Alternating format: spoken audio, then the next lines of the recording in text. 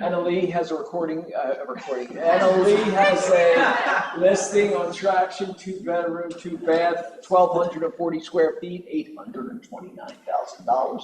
She also has St. Andrew's Place, a 3-bedroom, 2-bath, 1,380 square feet for $729,000. Also, she has Ardmore, which is a 2-bedroom, 2-bath, 914 square foot property for $549,000. And she's on fire because she has industrial.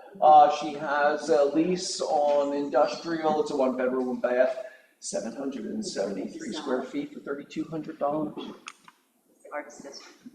Darlene, the lovely Darlene, has a duplex on 103rd Place. It's 2 bedrooms, 2.5 bath in the main house, and then 1 bath in the second unit, and that is $775,000. There's also Ethan Foreman, who has a 5-bedroom, 3-bath in Sherman Oaks for $12,000 a month.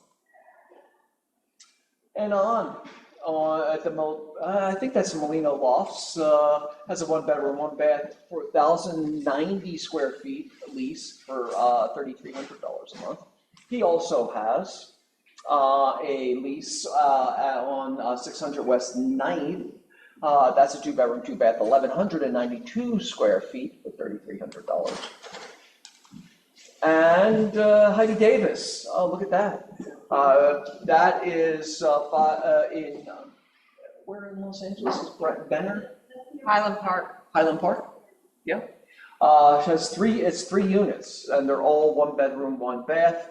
Lovely, I'd say Victorian is where I would go with that. 2,179 square feet for under $1 million. She said it was a major fixer. I believe it's going to be delivered vacant, but it isn't an HPOZ. Yes, yes. And since they passed SB 79, I have no idea what that means. Yeah. All right. But it looks like it pouring into what it is could be lovely, right? Peter O and Myron and Ina all have a sale or lease on Serrano, 2-bedroom, 2-bath, 1,160 square feet, either $859 for purchase or $3,700 for lease. Ian has a property on Traction that he's selling, a 2-bedroom, 2-bath, and that is 1,240 square feet for $810,000. Also, Josie, who I think is in Europe right now. She's in Rome. She's in Rome. In Rome, yeah. Has a 3-bedroom, 2-bath, 1,300 square foot property in Chino, California for $860,000. 680. 600, what did I say? 800. You just flipped them.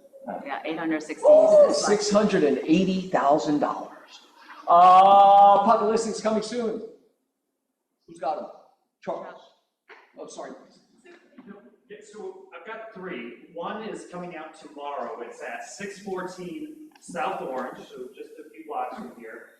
And it is 1,666 square feet on a 6,700 square foot lot. So nice neighborhood north of Wilshire.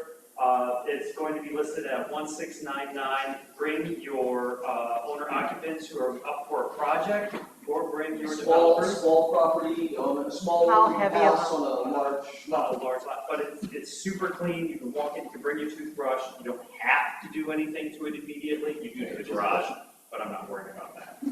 So that should be fun. It'll be open this weekend. The other Can I ask you about that property? Is it vacant now? It's vacant. Could we get in earlier than your weekend open house? Yeah, call me. Okay. Absolutely. For you? I'd like to absolutely. too. Me too. For you, absolutely. Twofer. No, just text me. Well, as long as it's at the same time and when it's convenient. You know what? It's a block from my office. Oh, there you go. I'll stumble over it. It can No, anyways, the other one that we have we had so much happen in the last 24 hours. We have a spectacular development opportunity coming up block from the Jefferson La Cienega train station. It's a single-family lot. It has just a little 1,000-square-foot home on it that no one's going to care about because it's 7,200 square feet of R3 zoning in a Tier 4 TOC. You could build 16 units on that. Yeah, just reach out to me. Anybody who wants to know more about that, reach out to me. When are you going live on that? Huh? When are you going live on that one? Probably Friday, but we're signed, so just, Okay. there's not gonna be any showings, there's not gonna be any Yeah. open houses, because no one cares. Yeah. That whole house is gonna be torn down. Yeah. Will it be delivered vacant? Yes, Yeah. vacant. Tear it down. I'm not involved, but I have an agent that will buy that from you Next. for Just lots of call money. me, just call Send them to Yeah. Jeff. me. Send them to me. So yeah, really spectacular opportunity. It's listed at 1.2. Okay. And which should bring in, we believe, some good developers. 16 units, just based on big crayon math about what you could do in a Tier 4. By right. By right, yeah. But there are so many other programs that the city has that frankly, the Tier 4 TOC may be the least of the issue.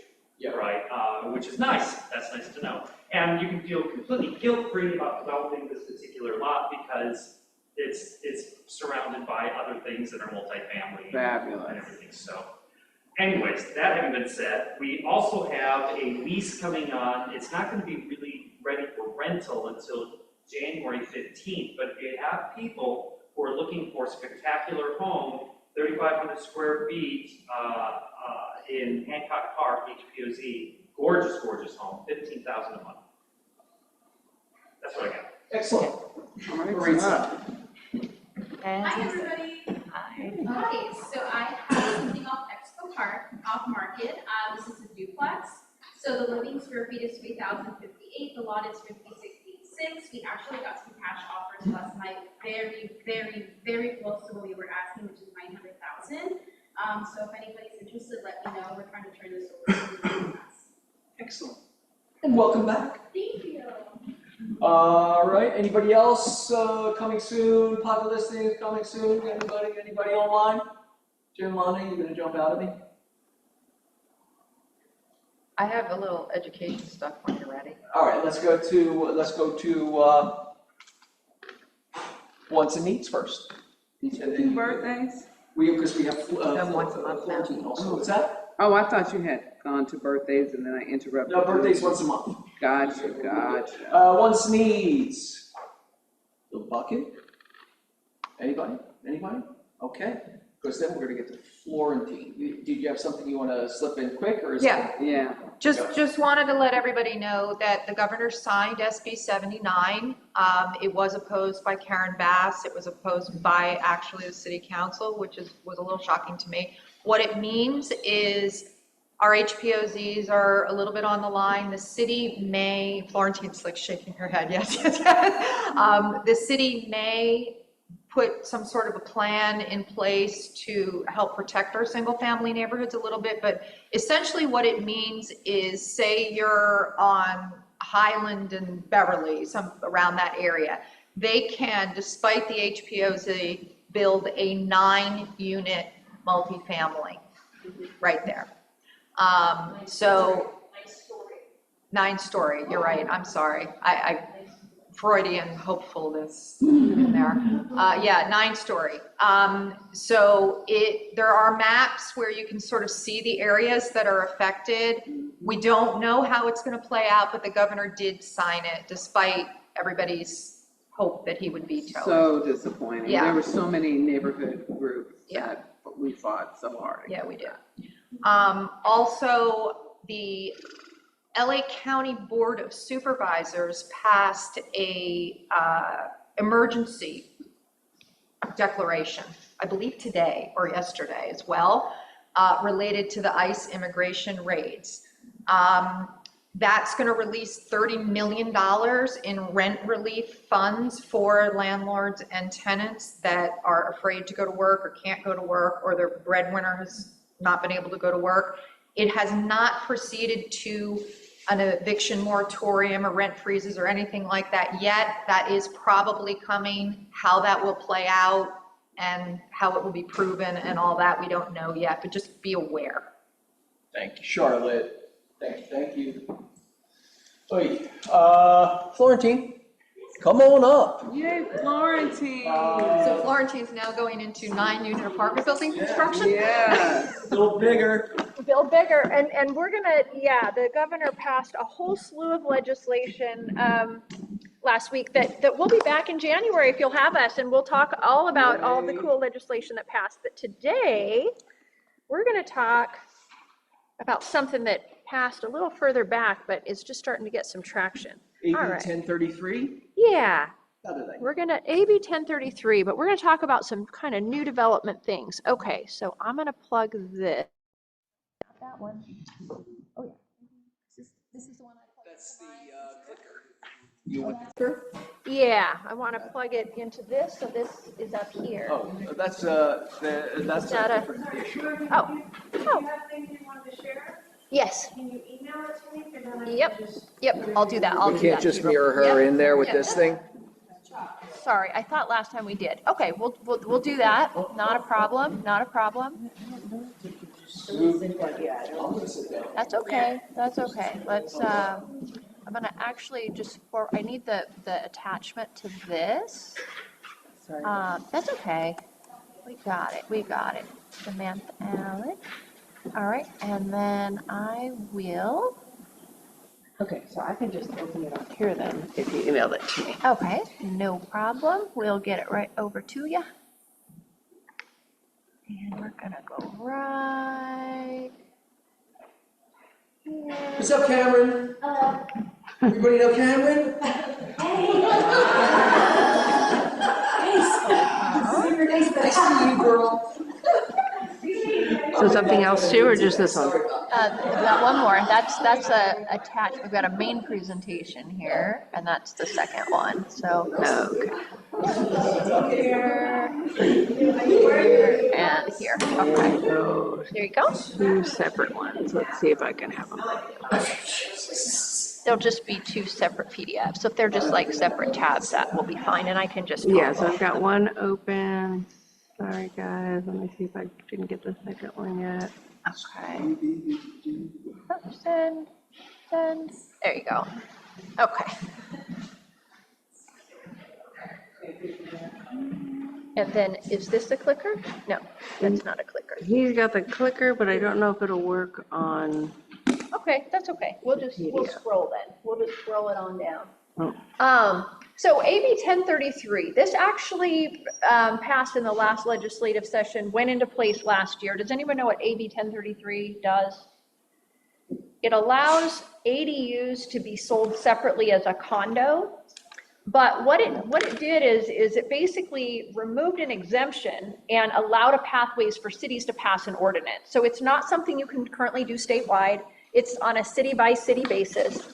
And so it basically allows for your local jurisdiction to decide they want to allow for this. City of LA is already having conversations. There are some cities that have already passed ordinances here in the state of California. So we already have examples of those. And it's something that has been happening in California, Washington, Austin, Texas, for several years now. So there is actually a precedent for this. We're not in completely uncharted territory, which is great.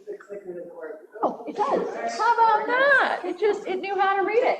All right, so you guys, I think, already know who I am. I have a company, Sidekick Homes. We design and build housing. We do a lot of ADUs. We do ADUs on residential properties, commercial properties. We can do multi-units as well, but ADUs is the thing that we've specialized in. With all of the housing reform that has passed, we're probably going to be focused on development of more multi-units because there's just a ton of housing that has paved the way for that. All right, so did you know the state of now allows for ADUs to be sold separately, subject to the local ordinance? So what we already have in effect, San Jose has already passed their ordinance. Santa Monica and West Hollywood have already followed suit. So this is now something that you can do in those cities. City of LA and Pasadena are beginning those conversations, and probably within the next year, they're going to pass an ordinance that will allow for this. Let's see if I can get this to click on the slide. Can I ask you a question regarding that? If they sell it separately, does the land get subdivided? Yeah. Nope, No. you don't have to It's not subdivide it, you separate create an ADU. HOA. Huh? Now, you So can do, that's it? well, we're gonna talk all about this. All these questions have come up. Sort of like a TIC, but it's different. It's more like an HOA. It's more like you're taking that property and setting up an HOA. So yeah, let's talk about what is AB 1033. What exactly does it do? So basically what it did is it eliminated the previous regulatory prohibition against. So we used to have a statewide prohibition that says you cannot sell an ADU separately. Now actually you can. It allows for local agencies to adopt ordinances to separate the ADU from the main house and have it through an HOA, and they have to actually do a plot map. So you have to map out who's going to own what pieces of the property. It might be that, it might be that you're going to say, well, this section of the property is going to be owned by tenant A, this section owned by tenant B, or you may have tenant A own the whole land and tenant B just has ownership of the unit. So imagine condo communities, like there's different ways of configuring it. So you've got there's potential freedom there. And it provides framework and requirement for any city that wants to pass an ordinance. So if a city passes an ordinance, it has to meet certain requirements, basically to meet existing state and federal laws. All right. So what is the process? What would the process be that somebody would go through if they were going to convert an ADU on their property to a condo? Depending on if it's a homeowner versus a developer, the process is a little bit different. And we're going to look at some case studies from Portland, Oregon to see, like, what does that actually look like? And what do the numbers look like if an owner did that? Right? So basically, if you're a homeowner, that's this blue bucket over here. The homeowner, typically they're going to finance the ADU, however they're going to finance the ADU. Maybe they get a HELOC or a cash out refinance, et cetera. They're going to convert a unit or build an existing ADU. They're going to convert it to a condo. Now, when they do that, here's the big catch. When they convert it to a condo, they have to get permission from any lien holder on the property to actually do this, and that would be the underlying mortgage. And most traditional mortgages are going to say no. So in a lot of cases, you need to get bridge financing if you have an existing loan on the property. So that might mean hard money or something for that temporary period of time. Unless and until lenders get savvy that the property is actually going to be worth more, and they could potentially refinance into 2 loans and have, a more substantial debt there. But until that happens, typically what's happening is they're going to have to sell off that loan in order to get the permission to convert to a condo. And then they will potentially sell 1 unit and use the proceeds from that to maybe pay down or pay off their existing mortgage, is typically how it works when a homeowner does this. When a developer does this, they're going to typically use hard money to do whatever rehab they're going to do on the main space and to get the ADU built. Then they're going to go through the condo conversion process. They'll sell the condos when complete, or some developers may not do this to sell. They may do this to increase the value of the property, because now we have basically 2 loans that we can get on the property. And now we have more leverage available to go out and invest in future properties. So this can be used a few different ways. I know you guys are already selling properties with ADUs on them. So by a show of hands, how many are getting like the true value they spent to build the ADU when they go to sell? Is anyone seeing that? Or traditionally the appraisals are coming in way lower than what they actually spent, right? Yeah. I think that that's going to change pretty dramatically as we start seeing, and it's going to be a few years down the road, right? But as we start seeing these ADUs being sold separately as a condo, I think that's going to rock the appraisal industry a bit, and I think it's going to benefit everyone, whether or not you're condoizing that ADU. All right, so we're going to look at some case studies. We're going to go here, and this is actually from a friend of mine in Portland, Oregon. She's a lender who's doing these actively. So she has actually worked with homeowners on projects and has put some case studies together.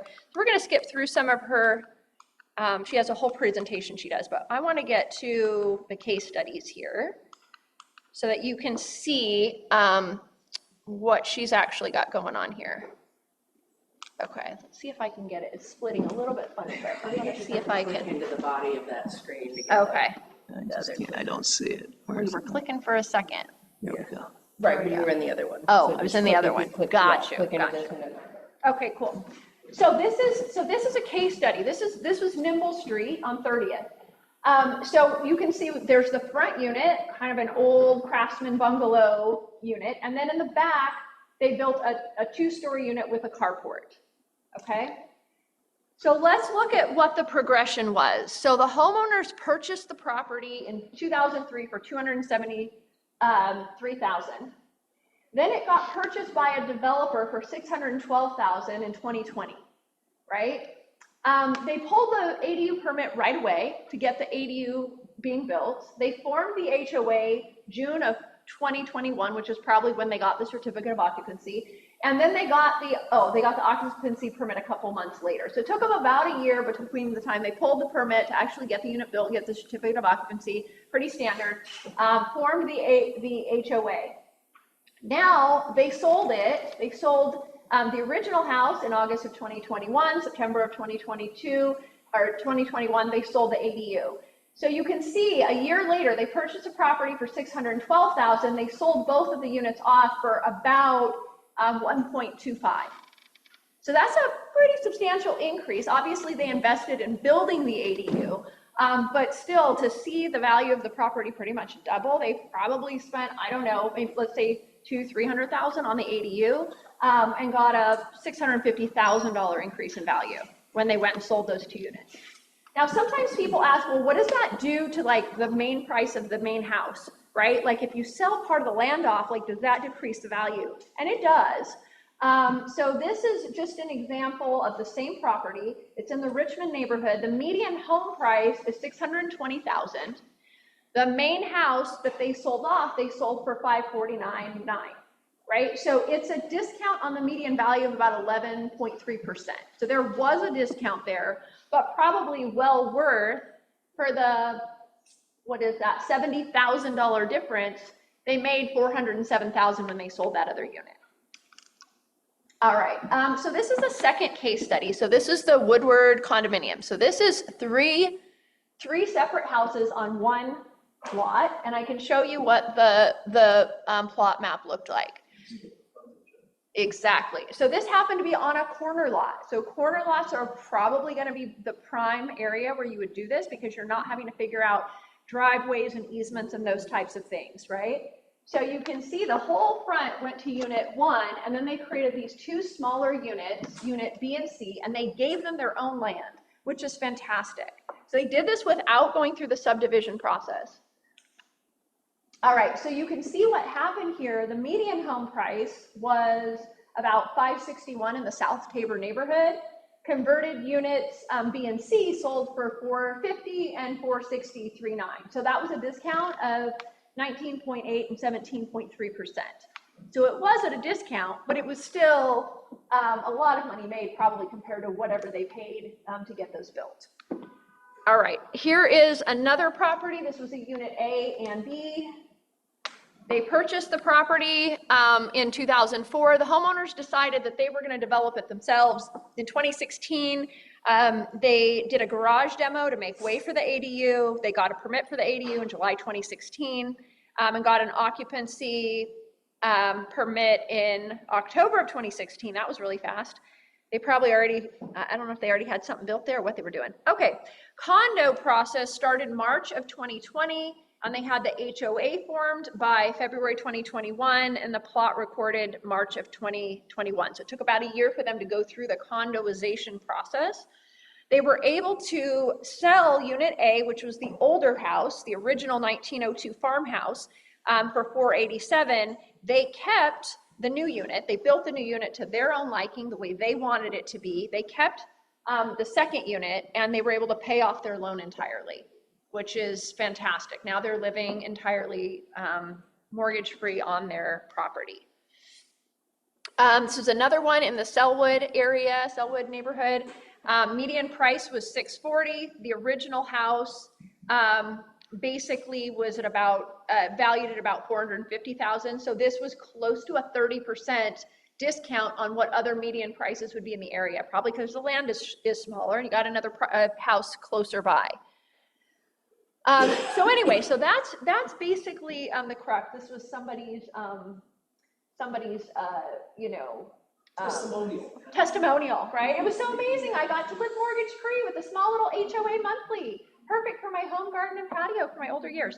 So it is a great option for older people who want to stay on their property, they want to downsize, they love their neighborhood, they love their community, but their community is full of huge two-story homes and they don't need a huge two-story home and they'd like extra, money to invest for their retirement. So it could be a great downsizing option. We're also seeing a lot of ADUs built for family members, where the parents want their children to move in, but the challenge with that is they have one child and their family move in, but what about the other children and family, and how do you divide that when the parents pass, and what does that do? And it gets complicated, and sometimes projects get stopped because the whole entire family can't figure out how the money situation is going to work. So by being able to either subdivide or build and sell off separately as a condo, it protects the underlying property to be inherited by the collective of the children, while the one condo can either be built, paid for, etc., by a single child.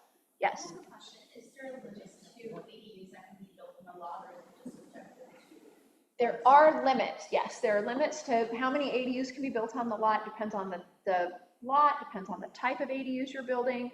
But there, tip right now on a single family lot with a single family property, according to the law, you can convert a space, you can build a new space up to 800 square feet, and you can have a junior ADU, which with the law that just now passed, those don't require owner occupancy anymore. So technically, and with SB 9, which there were a couple of laws, and we'll talk all about this in January, but there were some cleanup laws that happened. SB 9 has been challenging for a lot of people to be able to add units, but basically SB 9 already allows on a single family to have 2 primaries and 2 ADUs on a property. And so, and there have been some cleanup to make SB 9 easier. They removed owner occupancy now, so developers can come in and buy properties, single family, and turn them essentially into 4-unit properties.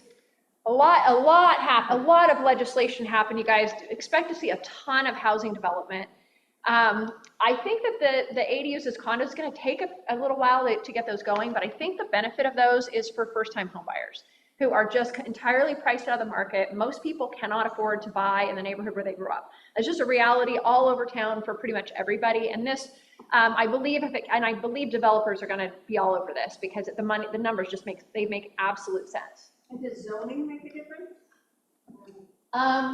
For condoization? Yeah. For specifically for condoization, or for like what you can build in terms of ADUs? Potentially. So for most of the ADU law, it's based more on the units that are there. Do you have a single family or do you have a multifamily, and how many units is it? That usually will dictate how many ADUs you can build on a property.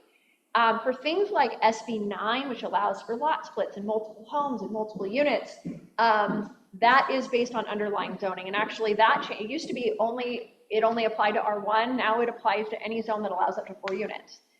So yeah, so we're going to see a whole new mix of homes getting built, I believe, because of all the bills that have passed. Some of it's going to be very unpopular, I'm just going to say.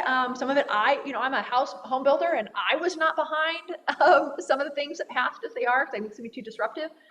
But at this point, it is what it is. This was just about the lien holder's consent. So this is just a diagram that pretty much shows you, and I think this is really helpful, what happens to an existing loan. So you have the existing loan. It'd be fantastic if you could refinance into 2 new loans, but most lenders are not going to allow that right now. And so instead, you need to get a temporary loan, and then you would refinance into the 2 new loans.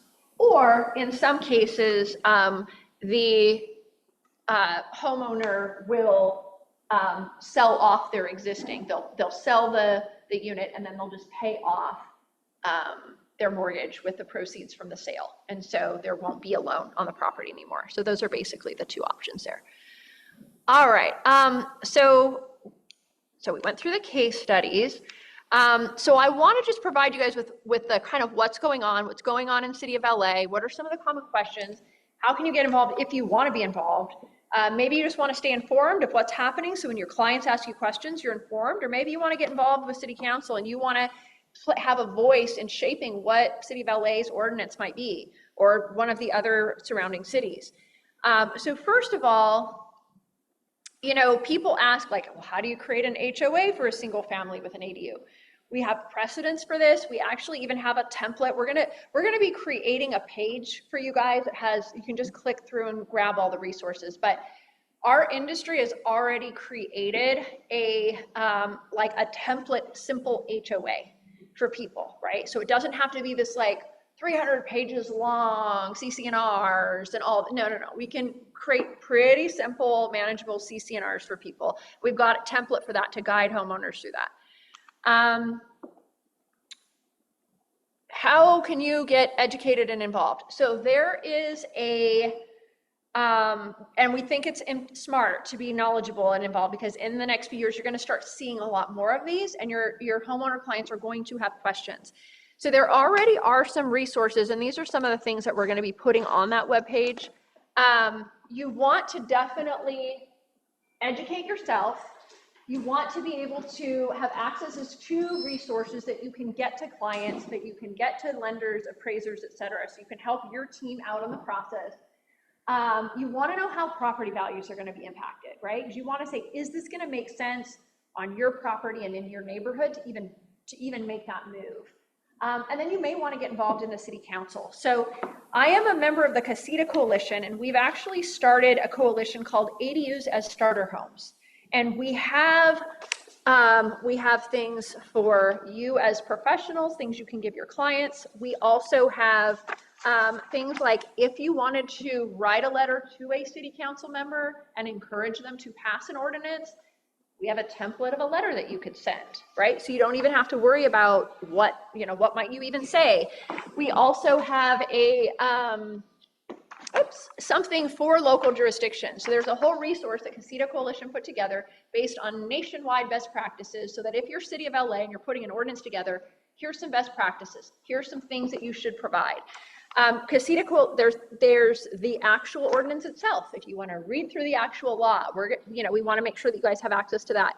And then Casita Coalition and one of their associated law firms worked with the city of San Jose, which was the first city in California to actually pass an ordinance. And they worked with them not just to pass an ordinance, but to put resources together to help homeowners through the process, because they realized homeowners aren't developers, and they're kind of having to become mini developers in this process.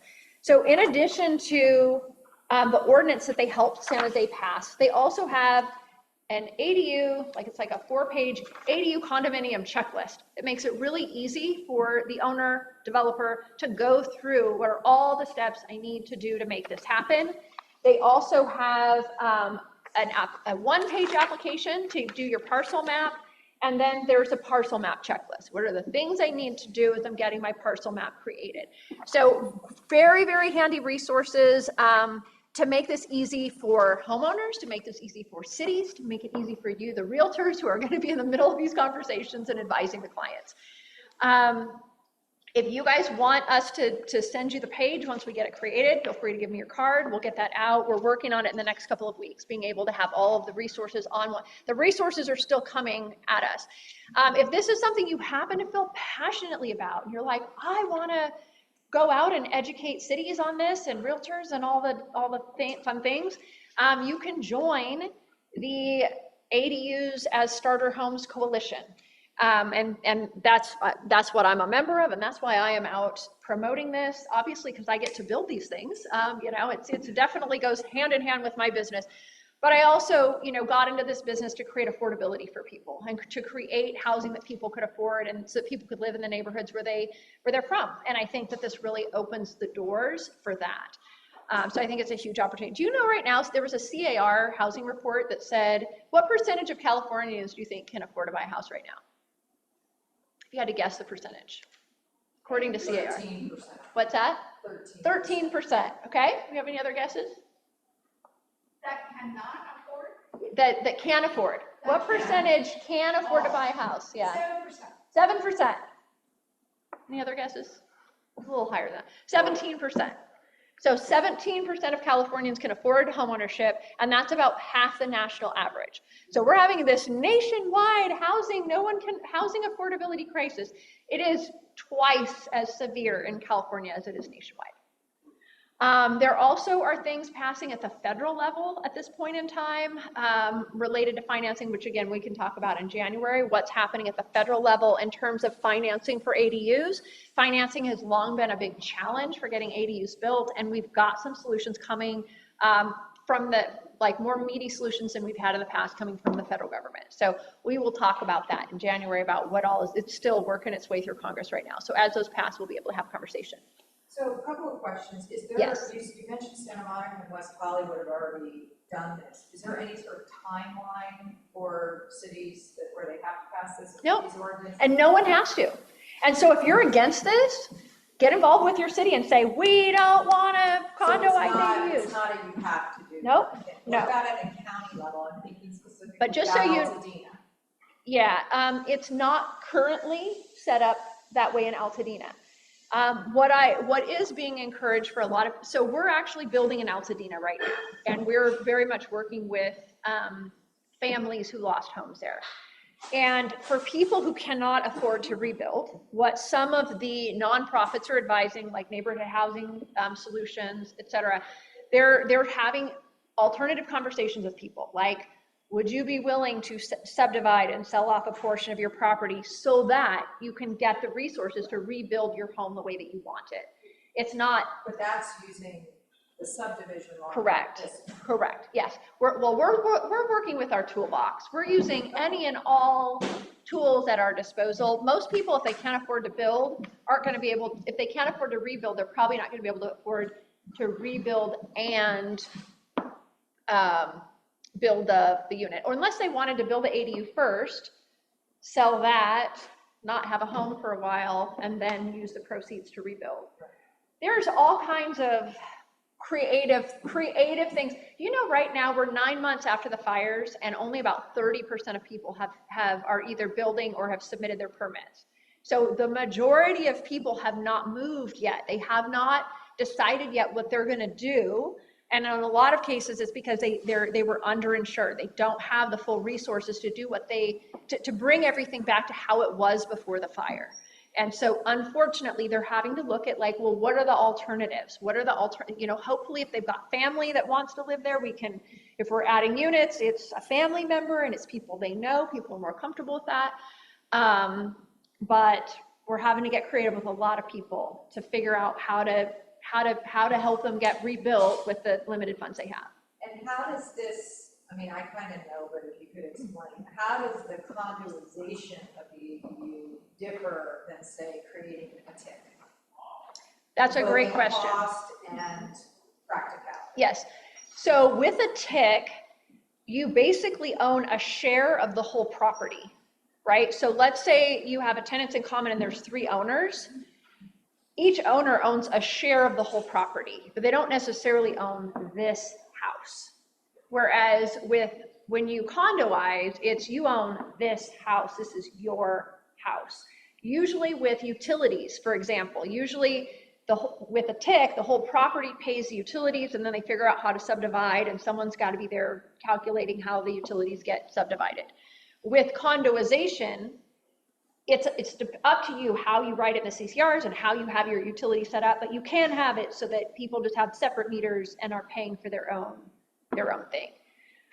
So if someone is building, say, example, I have a client building an ADU in Pasadena, who hasn't passed, they haven't passed this, we don't know if they're going to adopt it or whatever. Yeah. Are there any best practices that you would recommend for people that are just building ADUs for themselves right now, so that if and when this comes down the road, it makes it easier? That's a fantastic question. So my recommendation would be for people that are wanting to, they're doing an ADU and they want to hold open that opportunity to sell.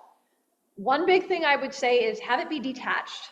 If it's sharing a roof or walls, then you need to start collecting HOA monies for future issue with that. So I would say separate the structures and separate the utilities as much as possible. It probably won't make sense to separate the water. It's very costly to do that, but separate your gas and your electrical. And that's the best way. Think about approach. How are you gonna approach this ADU? And is there gonna be, is there gonna need to be communal property in terms of how you approach the ADU, and how would you set that up? I would just start thinking about that in advance as you're creating the ADU, so that it's gonna make the most sense if and when they decided to do that. Yeah, that's a great question. So that's what I got. Anyone have any other questions? Are we good? We're good. I've got snacks in the back. I don't know that we're done with this meeting, but we've got, we are done. Yeah, perfect. And this is just all the resources. I don't think I had anything else, but I've got resources. You're so welcome. You're so welcome.